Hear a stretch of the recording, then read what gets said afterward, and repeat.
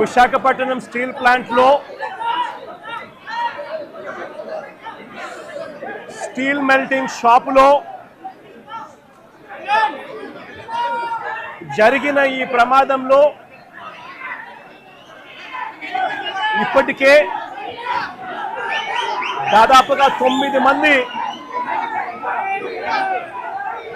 చనిపోయిన పరిస్థితుల మధ్య హాస్పిటల్లో వైద్యం చేయించుకుంటా ఉన్నారు మరో 5 మంది. ఇందులో కూడా ఇంకా ఒకరి పరిస్థితి చాలా విషమంగా ఉన్న పరిస్థితుల మధ్య దాదాపుగా 95% బర్న్స్తో ఇంకా ఒక అన్న ట్రీట్మెంట్ చేయించుకుంటా ఉన్నాడు. అంటే దాదాపుగా 9 మంది చనిపోయిన ఈ పరిస్థితుల మధ్య ఈరోజు ఇక్కడ ఇలాంటి తరుణంలో మాట్లాడవలసి వస్తూ ఉంది. ఇవాళ కొన్ని సూటిగా ప్రశ్నలు అడుగుతా ఉన్నా. మానవత్వం ఏమాత్రం ఉన్నా కూడా రాష్ట్ర ప్రభుత్వాన్ని,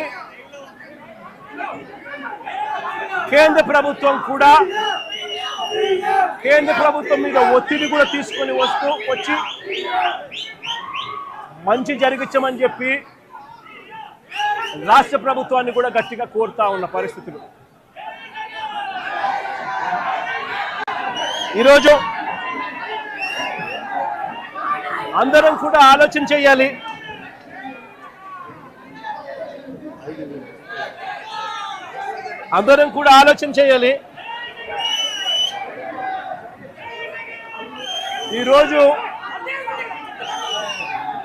ఈరోజు స్టీల్ ప్లాంట్లో కార్మికులు ఎలా బ్రతుకుతా ఉన్నారు, కార్మికులకు మంచి జరుగుతా ఉందా లేదా అన్నది ప్రతి ఒక్కరూ కూడా ఆలోచన చేయాల్సిన అవసరం. 2024 వైఎస్ఆర్సీపీ ప్రభుత్వం ఉన్నంత వరకు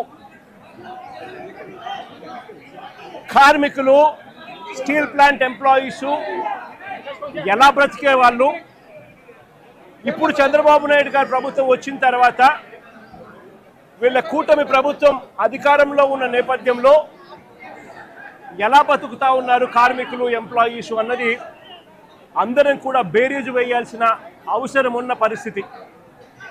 ఒకసారి గమనించినట్లయితే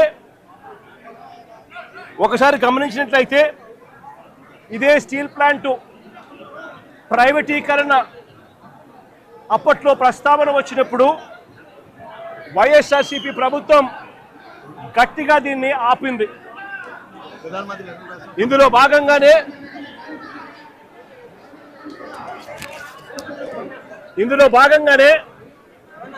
అప్పట్లో 2021 మార్చి 9వ తారీఖున ప్రధానమంత్రి గారికి లేఖలు కూడా రాశాం. ఎట్టి పరిస్థితిలోనూ స్టీల్ ప్లాంట్ ప్రైవేటైజేషన్ జరగకూడదు, ఈ ప్లాంట్ను నిలబెట్టగలిగే పరిస్థితికి వివరిస్తూ ఏ రకంగా చేస్తే ఈ ప్లాంటు నిలబడగలుగుతుంది అని చెప్పి సలహాలు ఇస్తూ ప్రధానమంత్రి గారికి లేఖ కూడా రాశాం. 9వ తారీఖున లేఖ రాశాం. అదే మాదిరిగా ఫిబ్రవరి 6 కూడా రెండో లేఖ కూడా రాశాం. ఫిబ్రవరి 6 కూడా రెండో లేఖ కూడా రాశాం. ఫిబ్రవరి 6, మార్చి 9 అదుగు చూపించు. 2 లేఖలు ప్రధానమంత్రి గారికి రాశాం. ఫిబ్రవరి 6, మార్చి 9. దీని తర్వాత మేలో 2021 మేలో ఏకంగా అసెంబ్లీలో తీర్మానం చేశాం. ఇది అసెంబ్లీలో తీర్మానం చేసిన మినిట్స్. ఎట్టి పరిస్థితుల్లోనూ స్టీల్ ప్లాంట్ను ప్రైవేటైజ్ చేయడం అన్నది అన్యాయము చేయొద్దండి అని చెబుతూ ఏ రకంగా ఈ ప్లాంట్ను గొప్పగా నిలబెట్టగలుగుతాము, ఏ రకమైన మార్పులు చేర్పులు చేయగలిగితే ఈ ప్లాంటు బ్రహ్మాండంగా నడిచే పరిస్థితి ఉంటుంది అని చెప్పి కూడా వివరిస్తూ సలహాలు కూడా ఇచ్చాం. ఈ సలహాలన్నీ కూడా ఇస్తూ అసెంబ్లీలో తీర్మానం చేసి, therefore the House unanimously resolves to oppose the decision of the Government of India on strategic disinvestment of Government of India's shareholding in RINL Visakhapatnam, along with the management control by way of privatization.